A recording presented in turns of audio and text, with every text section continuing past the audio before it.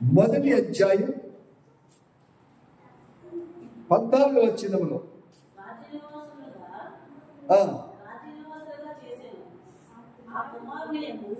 ఆ కుమారుని యందు మనకు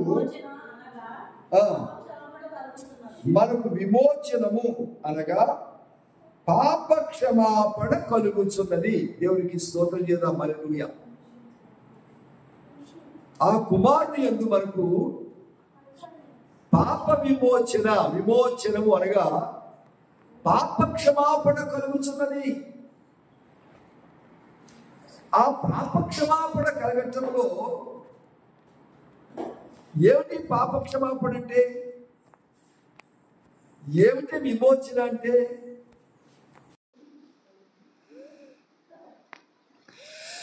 పాప క్షమాపణ అన్నాము, లేకపోతే విమోచన అంటున్నాము. విమోచనము అనగా పాప క్షమాపణ. దాని ఇంగ్లీష్లో మనం ఫర్గివ్నెస్ అంటున్నాము. What is forgiveness? ఇప్పుడు మీ పట్ల నేను ఏదైనా తప్పు చేస్తాను, వెంటనే ఏం చెప్పానంటే సారీ అని చెప్పాను. మీరు కూడా ఇట్స్ ఆల్ రైట్ అన్నారు. ఏం జరిగింది మన ఇద్దరి మధ్య? అమ్మా, నేను మీ పట్ల ఏదో పొరపాటు మాట్లాడాను, పొరపాటు చేశాను. నేను వెంటనే ఐఎమ్ సో సారీ అని చెప్పాను. ప్లీజ్ ఫర్గివ్ మీ అన్నాను. మీరేమన్నారంటే ఇట్స్ ఆల్ రైట్, ఓకే అన్నారు మీరు. ఏం జరిగింది మన ఇద్దరి మధ్య?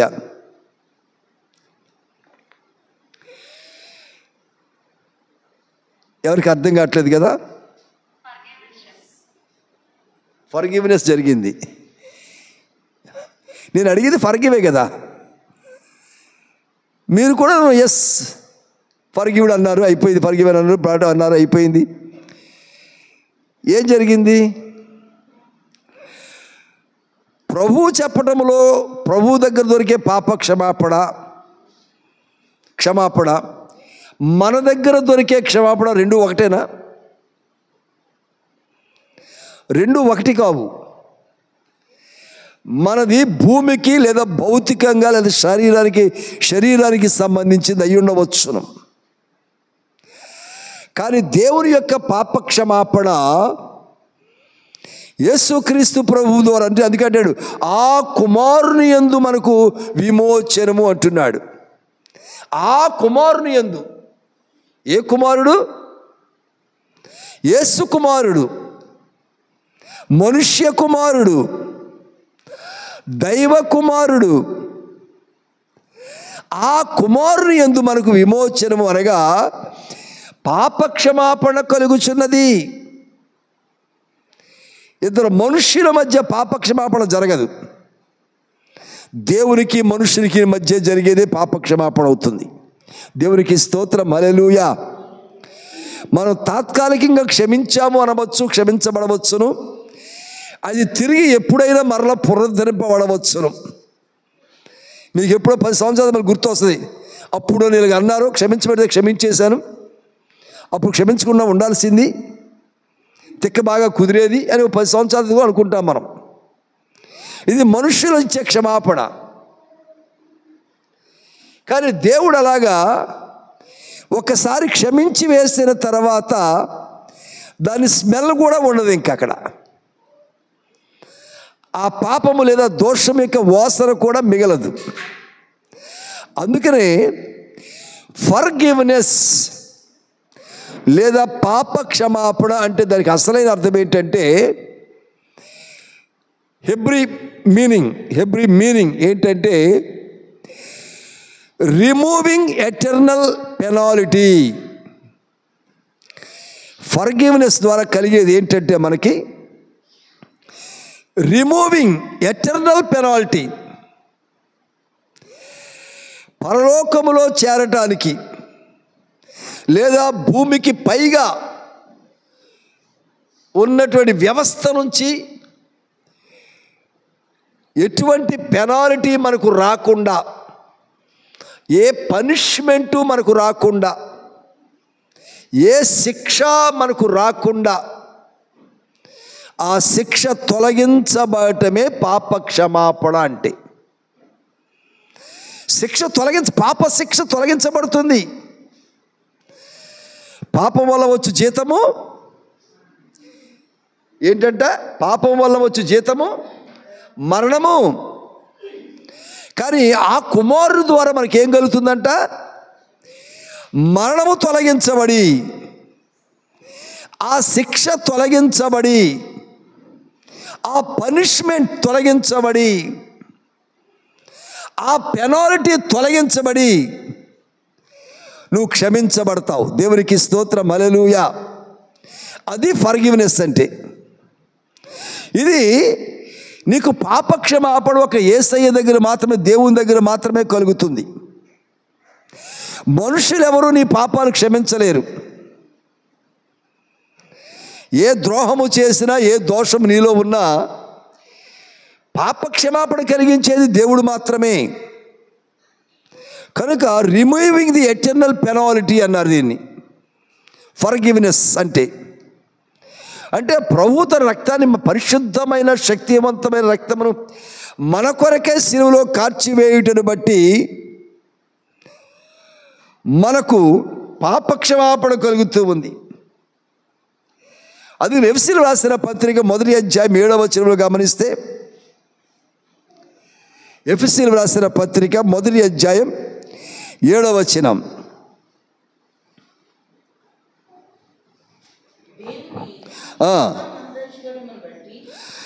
దేవుని యొక్క కృపా మహదైశ్వర్యమును బట్టి ఆ ప్రియుని యందు ఆయన రక్తము వలన మనకు విమోచనము, అనగా మన అపరాధములకు క్షమాపణ మనకు కలిగి ఉన్నది. చెప్పకూడదు ఒకసారి. దేవునికి మహిమ కలుగును గాక. మన అపరాధములకు క్షమాపణ ఆ విమోచకుని యందు, ఆయన కార్చిన రక్తము వలన, ఆయన చిందించిన పరిశుద్ధమైన రక్తమును బట్టి, ఆయన మోసినటువంటి ఆ శిలువ భారమును బట్టి, ఆయన పొందిన కొరడా దెబ్బలను బట్టి, రక్తసిక్తమైపోయిన శరీరము, ఆయన శరీరములో గాయము లేని స్థలము లేదు. అర్రకాలు మొదలుకొని నన్నెత్తి వరకు పచ్చి పుండ్లు గాయములే. అంతగా రక్తసిక్తమైపోయాడు ఆయన. కారణం ఏంటి? మన జీవిత కాలములో చేసిన ప్రతి విధమైన పాపమునకు, అపరాధమునకు పరిష్కారం సిలువలో జరుగుతూ ఉంది. ఆ సిలువ యాగములో నీ పాపములకు పరిష్కారం, నీ దోషములకు పరిష్కారం, నీ అపరాధములకు పరిష్కారం, నీ ప్రతి పాపములకు కూడా పరిష్కారం ఆ సిలువలో యేసయ్య చేస్తూ ఉన్నారు. అందుకే నేను దేహమంతా కూడా గాయాలు పాలైపోయినాయి, నా వీపును నాగట్టి చాళవలే దున్నిరి అంటున్నాడు. సొగసైన స్వరూపమైన లేనటువంటి వాడిగా మారిపోయాడు ఆయన. వ్యసనాక్రాంతుడైపోయాడు ఆయన. ఎందుకంటే ప్రతి మనుష్యుని యొక్క జన్మ పాపము, కర్మ పాపమును, దాని యొక్క రిజల్ట్ అయినటువంటి పనిష్మెంట్ను రిమూవ్ చేయటమే ఆయన పద్ధతి. ఆయన పరిచర్య ఏంటంటే టు రిమూవ్ ది పెనాల్టీ అంటున్నాడు అక్కడ. To delete the punishment. అందుకే పాపము చేయుచున్న స్త్రీ పట్టబడి రాళ్లతో కొట్టబడుతూ ఉండగా యేసయ్య దగ్గరకు వస్తారు ఆమెతో సహా. ప్రభు అంటున్నారు, మీలో పాపము చేయని వాడెవడో వాడు మొదటగా రాయి వేయండి అంటున్నారు. అంటూ క్రింద నేల మీద ఆయన ఏమో వ్రాయిచుండెను.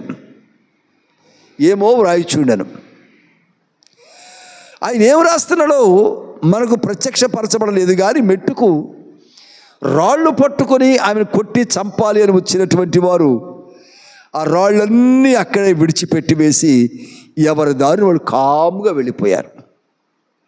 వెళుతున్న చప్పుడు కూడా లేదు కనీసం. వెళుతున్న గొడుక్కుంటే వెళ్ళాలిగా వాళ్ళు.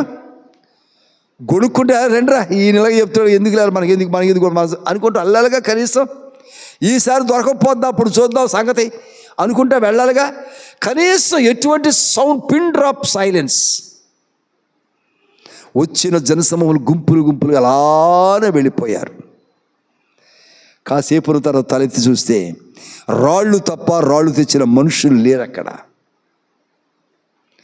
ఆయన ఏమో వ్రాయిచుండెను.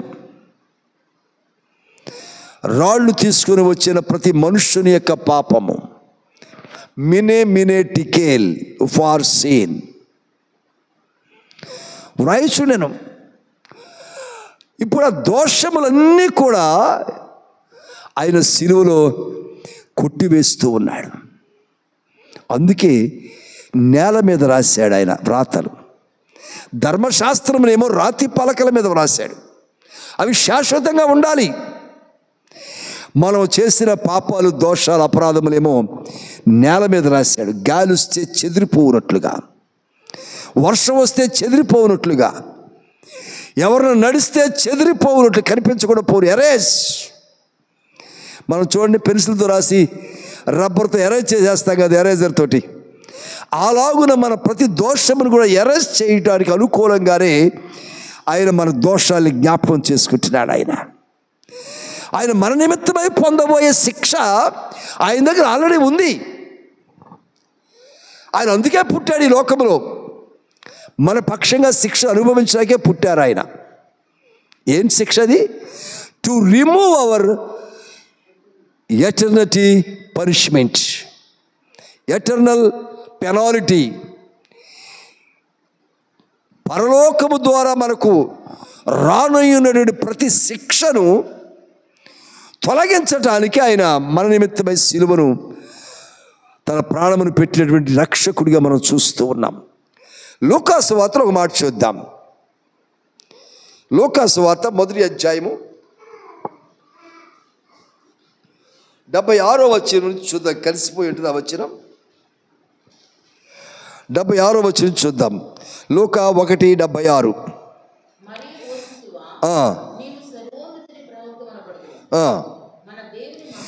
మన దేవుని మహావాత్సల్యమును బట్టి వారి పాపములు క్షమించడం వల్ల. ఎవరి పాపాలు? వారి పాపములు అంటే ఎవరి పాపాలు? దేవుని యొక్క మహావాత్సల్యతను బట్టి ప్రజల యొక్క ప్రతి పాపము క్షమించబడటం వలన తన ప్రజలకు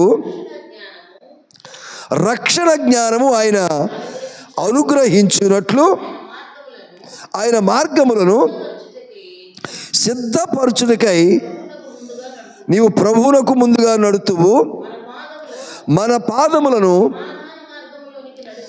సమాధానకరమైన మార్గములోనికి నడిపించినట్లు చీకటిలోను మరణ ఛాయలోను కూర్చుండు వారికి వెలుగిచ్చుటకై ఆ మహావాస్యమును బట్టి పైనుండి ఆయన మనకు అరుణోదయ దర్శనముగా అనుగ్రహింపబడెను.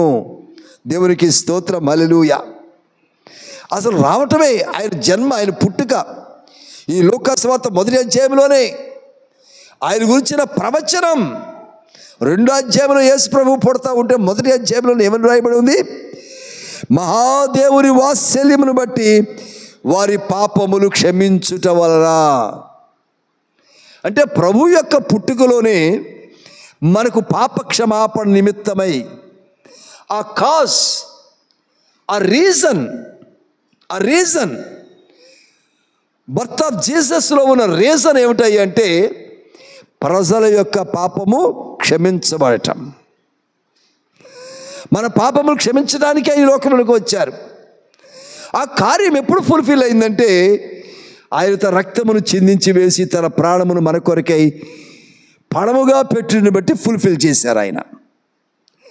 కనుక జ్ఞాపకం చేసుకున్నప్పుడు ప్రియమైనటువంటి వారులారా, ఈ పాప క్షమాపణ, ఫర్గివ్నెస్ అనేటువంటిది ప్రతి విధమైన పాపమును, దోషమును, అపరాధములను క్షమించేటువంటి పరిస్థితి ఆయన రక్తంలో కడగబడుచున్న మనకు ఆ శిలువ మరణం ద్వారా ఆయన మనకు అనుగ్రహించబడిన గొప్ప వరం ఇది, ఓ గొప్ప బహుమానం ఇది.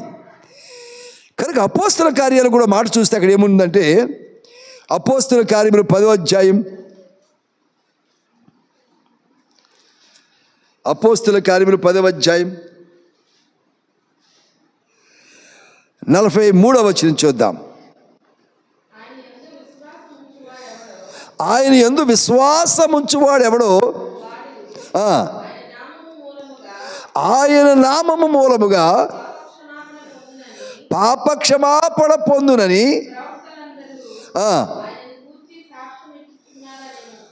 ప్రవక్తలందరూ కూడా సాక్ష్యం ఇస్తున్నారంట. ఎవరు రక్షించబడతారు? ఆయన యందు విశ్వాసముంచువారు. ఎవరు ఆయన? మన కొరకై, మన పాపక్షమాపణ కొరకై సిలువను మోసి సిలువలో బాధింపబడి మన ఎటర్నల్ పెనాల్టీ అంతటిని తొలగించి వేసినటువంటి ఆ యేసయ్యందు ఎవరైతే విశ్వాసం ఉంచుతారో వారు పాపక్షమాపణ పొందినట్లుగా. అంటే ప్రభు సిలువలో రక్తాన్ని గార్చారు. మనమేం చేయాలి? మనం ఏ రక్తాన్ని చిందించాలి? ఒకవేళ మన రక్తాన్ని చిందిస్తే మనకు పాపక్షమాపణ కలుగుతుందా? మన ప్రాణం తీసుకుంటే పాపక్షమాపణ కలుగుతుందా? లేదు కదా. మనం ఏం చేస్తున్నా మనకు పాపక్షమాపణ కలుగదు.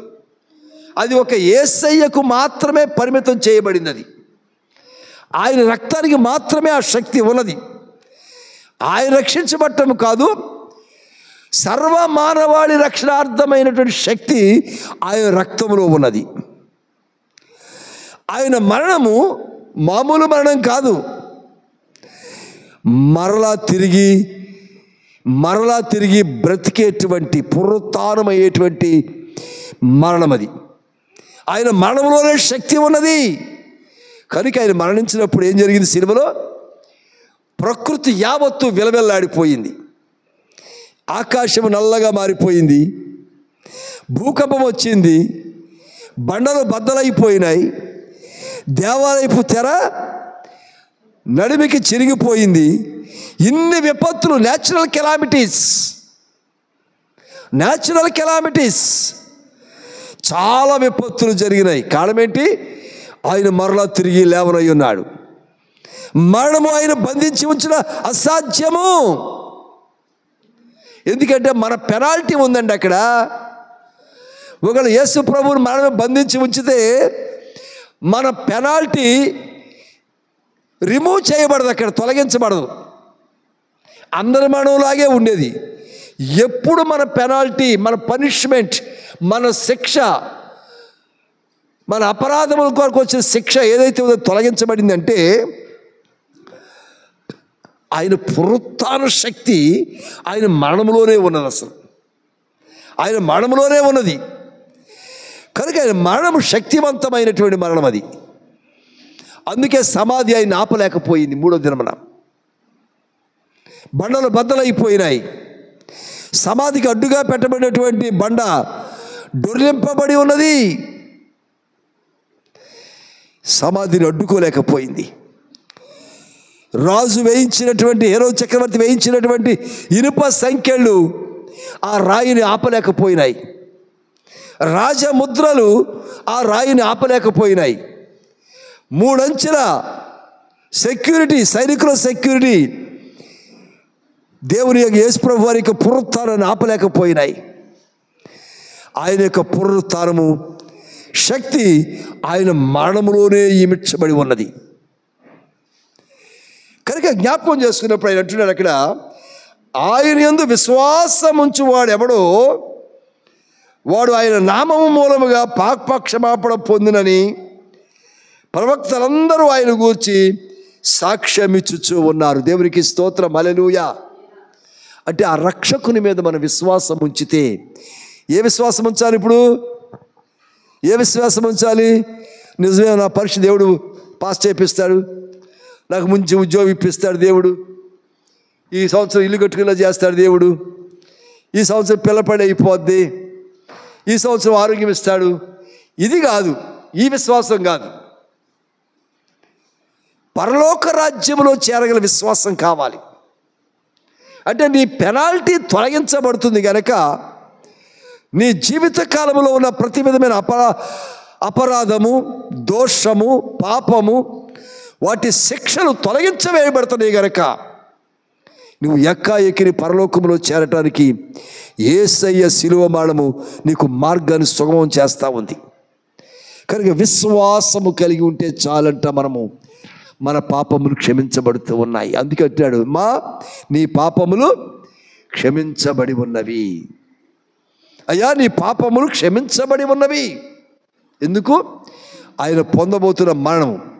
ఇప్పుడైతే ఆయన పొందిన మరణాన్ని మనం జ్ఞాపకం చేసుకున్నాం కనుక ఆ మరణములో మనకు పాప క్షమాపణ అంటే ఎటర్నల్ పెనాల్టీ ఏం చేయబడిందంటే ఇప్పుడు తొలగించబడింది.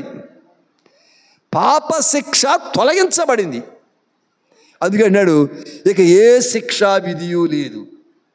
ఏమి లేదంటే మనకి ఇంకా ఏ శిక్షా విధియు లేదు. అంటే ఇష్టం వచ్చినట్టు బ్రతకమనా?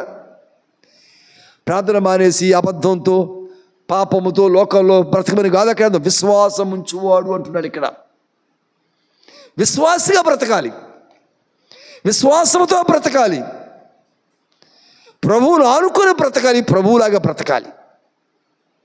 అప్పుడు ఇక ఏ శిక్ష, అదిగో అంటాడు, కాగా ఎవడు పాతని గతించను, ఎవడు క్రీస్తునందు నేను ఇదిగో నూతనమైన సృష్టి, ఇక ఏ శిక్ష విధి వారికి లేదు. కనుక అటువంటి పాప క్షమాపణ జరిగింది మనకు శిలువలో. మన ఫైన్ లేదా జరిమానా, మన పెనాల్టీ, పాపం వల్ల వచ్చు జీతము మరణము, ఆ మరణం తొలగించబడింది కనుక మనం మోకరించి చిన్న ప్రార్థన చేసుకుందాం. ప్రభువా, నా ప్రతి పాపమును శిలువను ఎరేజ్ చేసావయ్యా, తొలగించి వేసావు బాబు, శిక్ష అంతని తొలగించి వేసావయ్యా, నీ కొందనాలు. ఇక నేను విశ్వాసిగా బ్రతకటట్లుగా ఈరోజు నువ్వు నాతో మాట్లాడిన ప్రతి మాటను బట్టి అయ్యా నేను విశ్వాసంలో బ్రతకాలి. నా శిక్ష తొలగించబడింది అనే విశ్వాసంతో, నా పాపములు రక్తంలో కడగబడింది అనే విశ్వాసంతో, నీ ప్రాణము నా కొరకై నా అపరాధ శిక్షను తొలగించడానికి త్యాగము చేసేసాము అనే విశ్వాసముతో విశ్వాసిగా బ్రతుకు సహాయం చేయమని చెప్పి ప్రార్థన చేసుకుందాం.